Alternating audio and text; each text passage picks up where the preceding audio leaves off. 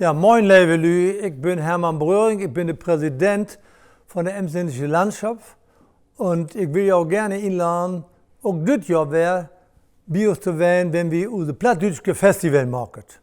Bloß, dieses Jahr ist alles anders, nicht? Corona-Zeit verlangt andere Formate und wir freut uns, dass wir dieses Jahr zu jou ins Haus kommen können.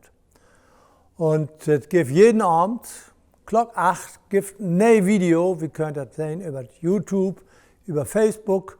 Es gibt auch eine Radiosendung dazu und ich glaube, wir haben ein gutes Programm zusammengestellt. Ich will ja ein bisschen was erzählen. Wir haben in Wesower Heimathus einen Podcast aufgetaken und ich durfte da mitwirken, das hat mir richtig Spaß gemacht.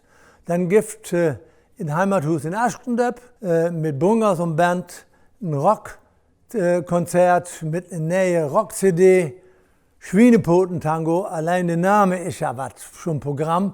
Da wird richtig lustig und wird auch richtig gaut.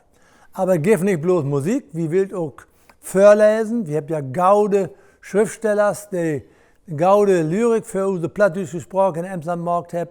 Und da können ihr ja gaut taulustern und tau hören, was der zu vertellen hat. Und wenn es um Vertellen geht, wir haben auch Veranstaltungen dabei, wo wir vertellen könnt und unsere Kindertit, wo wir tau hören könnt. Und backen will wir auch zusammen. Da dau wir in der Höpp in Papenburg. Und am letzten Tag, am 18. Oktober, da gibt es ein großes Kinderkonzert in unserer Grundschule in Spanharenstätte. Da wird sicher richtig eine neue, beste Veranstaltung.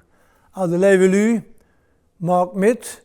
Ich freue mich, wenn ihr dabei seid und habt viel Plaisir, munter bleiben.